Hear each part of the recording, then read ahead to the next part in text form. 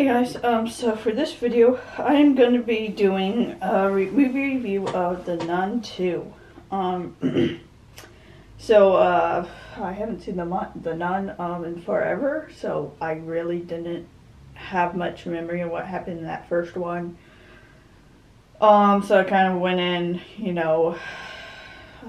blind, I guess, and so I wasn't expecting too much because it gets to the point you kind of know that they probably aren't going to do anything like groundbreaking. I thought it might have a little bit of, a few good scares, but I did think that Insidious, The Red Door had more good scares than this movie did. Let's get into the actual movie. So, the movie starts in the 50s. I can't remember if the first one, I'm assuming the first one was also in the 50s. It starts in the 50s, and we are at a church where the priest is doing mass, I believe is what they call it, along with the altar boy, and the altar boy, is taking the wine down into the basement. I guess it was the basement. And the thing is, that boy was so fucking stupid. Because, the place where you put the wine is like right in front of the stairs. It was like a few feet in front of the stairs. And what does this kid do? Well, he puts the wine up there, but then he notices, that the doorway, there's it's just pitch black and ominous, and he just sits there and stares at it, and then the dumbass decides to kick a ball into the darkness.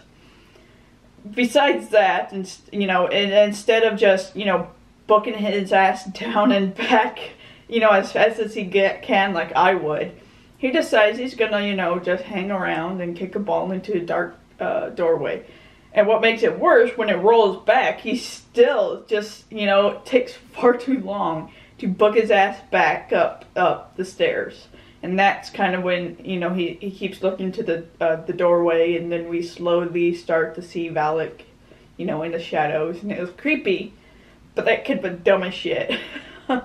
So we finally get him running up to warn the priest. But of course, Valak is already there, and so he burns the priest alive, and I guess he doesn't want to kill the boys because he's also alive. So, the nun from the first movie, she is now living in a convent in France. And she understandably wants to just forget everything that happened from the first movie. Maurice, the man from the last movie who saves her at the end, he also is in France. This, at time he's, at a boarding school, and he, befriends a girl there. Her name is Sophia, and he kind of has a, I guess, flirtation with her mother, who's played by Susan from the Chronicles of Narnia. So I think her name was Kate, but I just kept thinking of her as Susan the entire time. Irene, that's the nun's name. She has a vision where Maurice asks her for help, and she's kind of spooked by it, and then she ends up getting called by the cardinal. I'm not sure if it was the Vatican or if she was going to not the head honcho, the Pope, but one of his minions. But anyway, someone asked her to go and look into the death of the priest. But turns out that he's not the only one who's been killed. It's been others as well. And they think it has something to do with Valak. And because she has fought and defeated Valak, then they want her to go. But of course she's very hesitant. But ultimately she goes. She is joined on her journey by Riley from The Last of Us, which kind of shocked me because she looks older in this movie than she did in The Last of Us. So I'm not sure how long it's been since these two movies were filmed, because she's either a really good actress who's able to play mature really well, or just it's been a while. I'm terrible with time, so I wouldn't be surprised if it's been a good amount of time between the two. But anyways, so Riley, she wants to come with Irene because she doesn't believe in miracles, and I guess she figures if she survives Valak, then that'd be a miracle. But anyways, yeah, and that's when we end up finding out that Maurice is being possessed by Valak because, you know, we're at the boarding school and there's this girl who goes into this hallway, and, you know, in one of the rooms we see Valak / Maurice, and yeah, he ends up killing her. And Irene,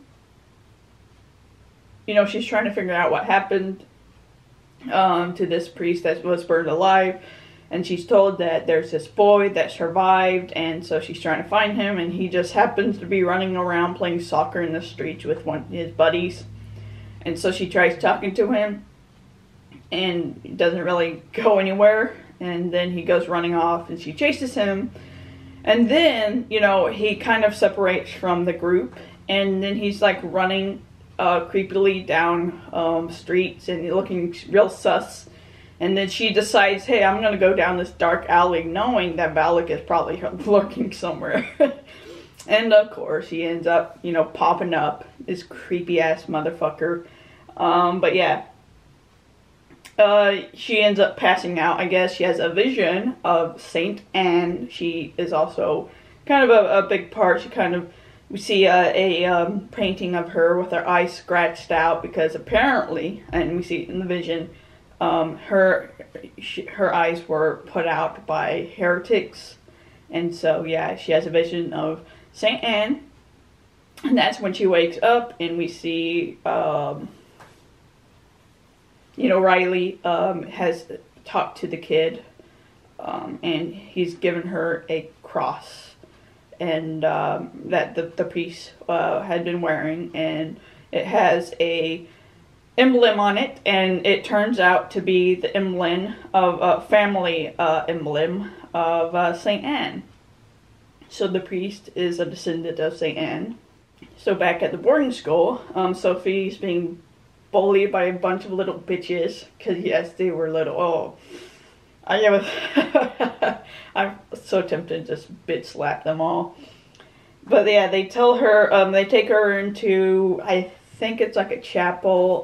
It had one of the painted windows, and in the painted window there's a goat, because yes, I don't know what churches would have a fucking goat in their painted windows, but the girls tell Sophia that she has to look at the goat, and you know, once the sunlight hits its eyes, then the devil will appear, and that if you look away, that's when, you know, he will appear. And so yeah, she's like stuck sitting there looking at it, and then they lock her in, and then of course Valak pops up like that creepy motherfucker he is.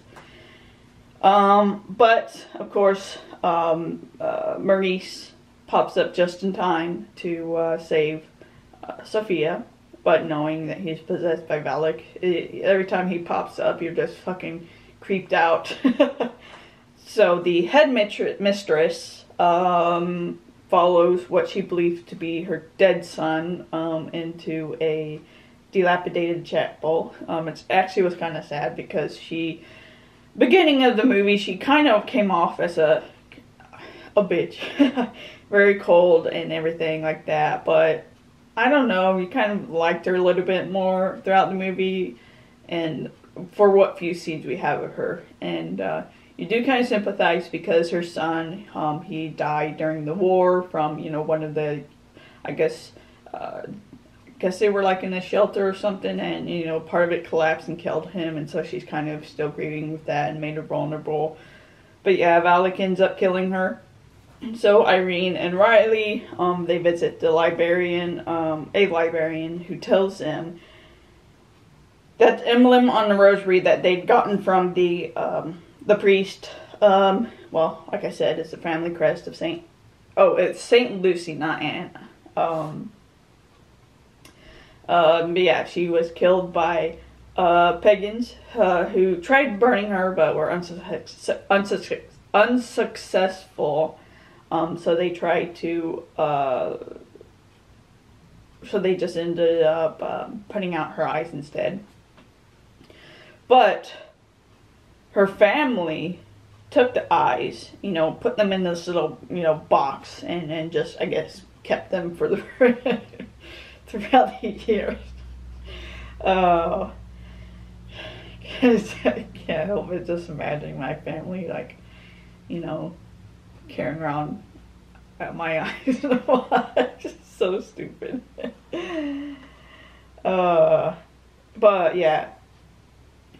The librarian says that he thinks that Valak is a fallen angel, and so Valak is trying to get this relic, these eyes, so that he can, you know, regain, I guess, his power or his state, you know, his status. I don't know. I don't remember what exactly he was supposed to be going for.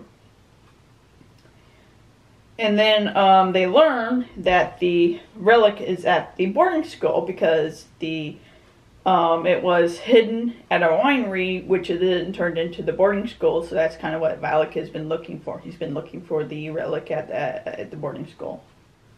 Maurice and you know, Susan, they kind of like hanging out, and you know, that's when Valak, I guess, Maurice finally reveals that he's possessed, and of course, Irene and Riley, they both get there in time to save her from Maurice, and so they end up knocking him out and tying them up, and they are able to figure out that the child's tale about the goat actually had some relevance, because when the sun shines through the light, through the eye of the goat, then it will reveal where the relic has been hidden. I kind of like that because everything in this movie, things that happen don't really just happen. They're kind of hints towards what's going to be happening in the future. So like looking at the painting of St. Lucy, and talking about how she's lost her eyes. And so we get the story later on about St. Lucy. And now the story of the goat has relevance, probably because they kind of became like a family thing, and then it kind of spread so that it became like a folktale, and it ends up being, you know, just I guess a map to the actual relic. But yeah, I like that aspect of this movie. But yeah, they are able to find the relic, but then of course Valak has to be a dick, and he makes the goat in the window actually come alive. And my god, that was actually creepy as fuck, because he turns into like this giant man goat, and so he's like, you know, walking around, and he has cloven feet, and you know, and just walking upright. It was just so creepy. Especially when he starts running on all four. Yeah. And then he starts chasing after Susan and the kids, and so they get this entire chase scene with them. Maurice chases Sophia up into the bell tower, and that's when she uses the relic to kind of she brings down the entire bell tower, but doesn't really hurt him, of course. Maurice does end up falling because of that, but of course he survives because you know, these kind of movies, they survive the most ridiculous, you know, things that happen to them. Irene uses a relic against Maurice, but of course he plays chicken. Who would have fucking thought that?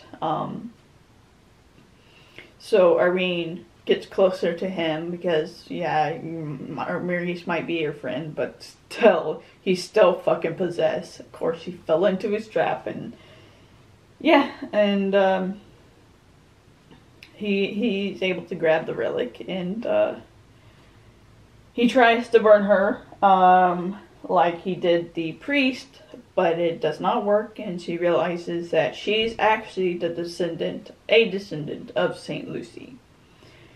And then she's able to use the same powers of the relic, without actually having to have the relic. So when they tries burning her, it does not work. Irene and Riley, they end up praying the words of institution, and it apparently turns the wine into the blood of Christ, which then soaks Valak and sends him back to hell, I guess. And so I didn't really get that in the movie, that it was, maybe if you're Catholic you probably get what they were doing, but as a non-Catholic I didn't realize what they were doing. So I didn't realize at first that they turned the wine because it was a wine cellar. Coincidentally, of course. They fell into a wine cellar and they were able to turn the wine into the blood of Christ and, take out Valak. And then, of course, Maurice is supposedly cured. And he ends up leaving with Sophia and Susan, but there is this kind of ominous, just this ominous feel. And, of course, probably going to be another movie, so it probably means that he's still possessed in some way. But yeah, just my general thoughts on the movie. The story wasn't anything special. It felt very, I guess, bland. I did like the aspect of Saint Lucy and her kind of story. Maybe if they had actually done that instead, if they had gone back in time to Saint Lucy and maybe just use this as kind of an origin story to, I don't know, I would just maybe a spin-off. I would have probably enjoyed that more because I thought the story of Saint Lucy was more interesting than the actual story in this movie. And of course, because the story wasn't anything special, the actors didn't have much to do acting-wise. They didn't... when you don't really have anything... When the story isn't really that complex or emotional, then, it's really hard for actors to actually have anything to work with. The actors were fine, but it did have creepy moments, like with the man-goat, and, of course... when she goes down the alley, we get to this newspaper stand or magazine stand, and we saw it in the trailer, where a wind just keeps blowing the magazines until finally it creates the face of Valak out of all the pictures, which was really creative, I thought, and was creepy. But I honestly thought Insidious, The Red Door, was more creepy. It had more creepy moments. I did think at most it had great direction, because I don't think the story is necessarily the fault of the director. I did think it had great atmosphere and cinematography. There was this one scene, right at the beginning, where after the priest has been burned alive, we see someone walking down a street, and then a shadow of Valak has been throwing on top of, was it ceiling or it's the back of the church? Yeah, the back of the church. A shadow of Valak has been thrown, and then the shadow of Valak slowly starts shrinking until it becomes one with the man. And I did not realize at that time that was actually Maurice. And so they kind of hinted at the beginning that he was possessed in that way, which I thought was really creative and fun. So, but yeah, my thoughts overall, nothing special. I was kind of let down by this movie. So the director, James Wan, from, I think he did the Nun, didn't he? I know he didn't do this one. He didn't direct this movie, but he said that when asked about the sequel for The Nun, that I do know where potentially, if The Nun works out, where The Nun II could lead to, and how that ties back to Lorraine's story. that we've set up with the first two Conjurings and make it all come full circle. So essentially, he kind of had an idea of what to do after the first one.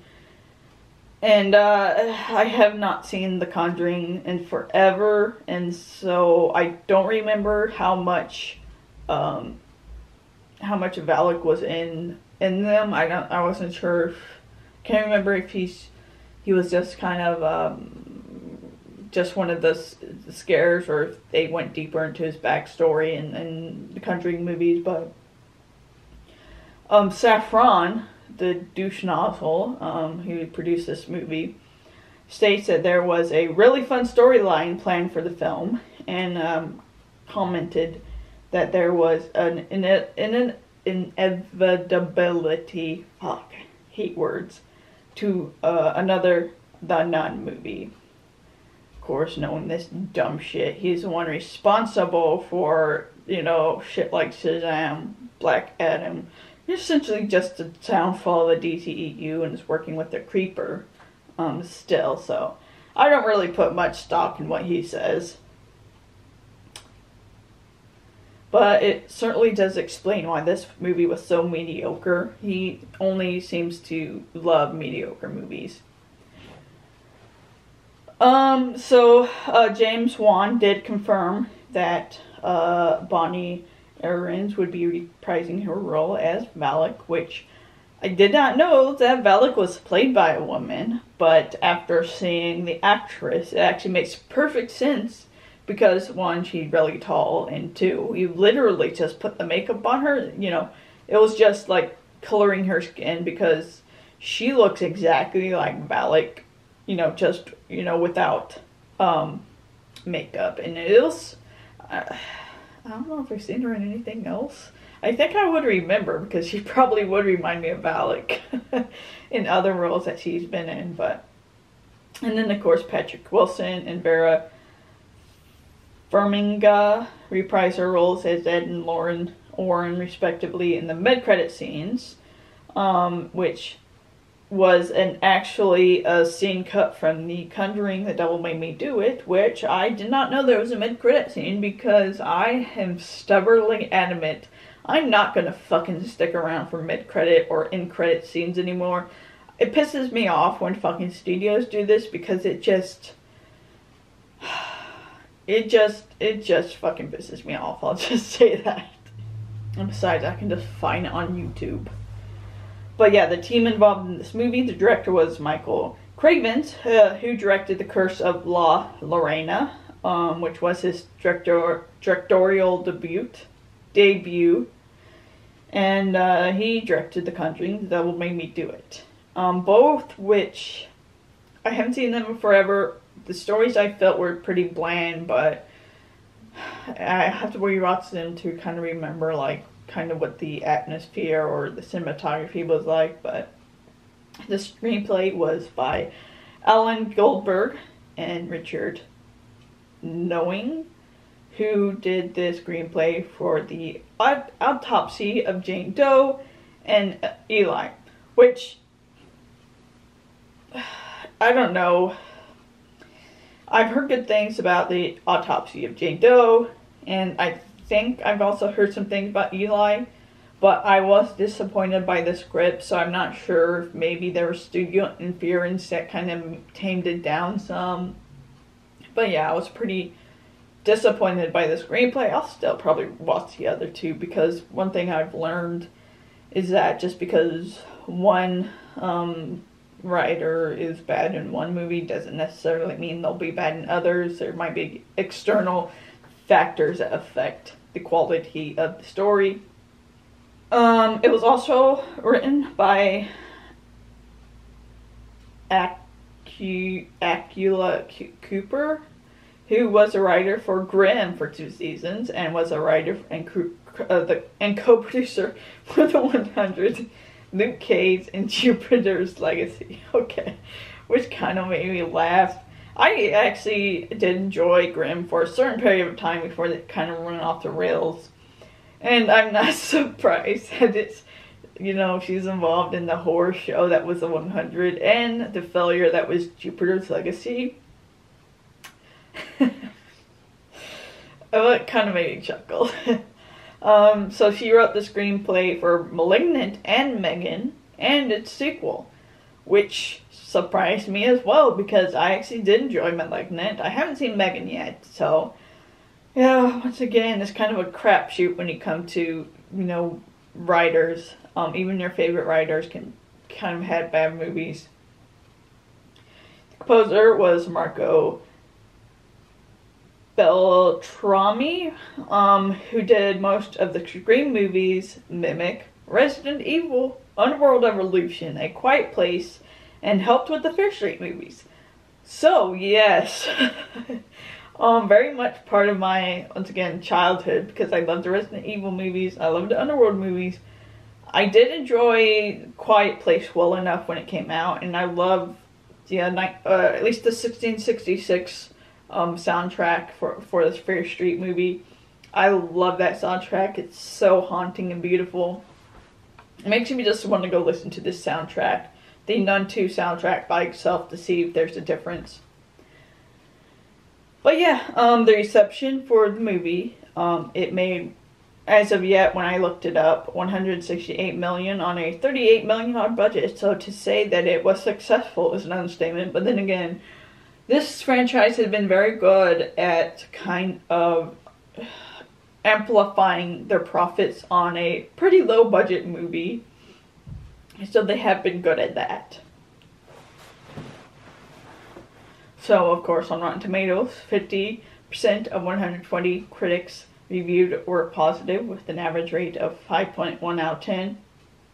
And the consensus read, "Scarier than its predecessor, The Nun II makes for an entertaining addition to the Conjuring franchise, despite not being the most original horror sequel." Then again, I've never been that interested in the Conjuring franchise, except ironically, the Insidious series. I actually love Insidious. I haven't watched the other two, but I also did enjoy Insidious: The Red Door well enough for it being like the fourth, fifth sequel. Can't remember. Frank Scheck of the Hollywood Reporter wrote, "The filmmaker does a fine job creating a suitably ominous atmosphere and orchestrates violent mayhem, much of it involving terrified little girls with disturbing relish." And then the Sydney Morning Herald's Jake Wilson gave it 2 out of 5 stars, writing, "The shocks were brief and not too grisly.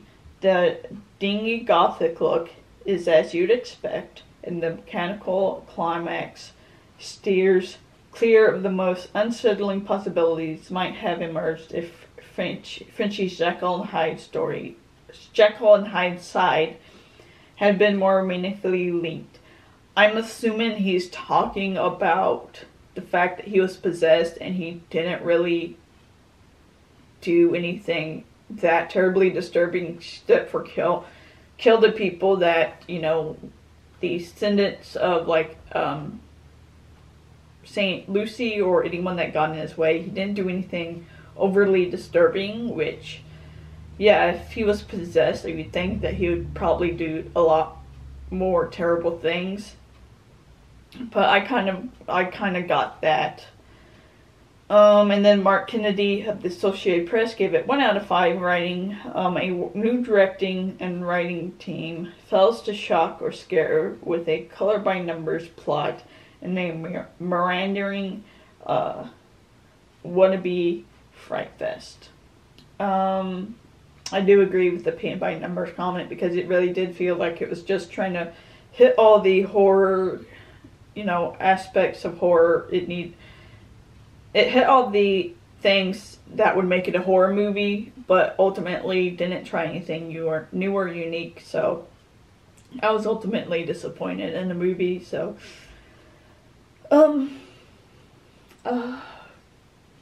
yeah, I think that was everything I had to say about the movie. But if you love if you just love going to the movies for horror, if you're really easily scared and want to see a horror movie, you know, you probably will enjoy this, but don't go in it expecting a really well written, thought out script. I'll just say that. So yeah, you guys have a nice night. Stay safe out there, and I'll talk to you later.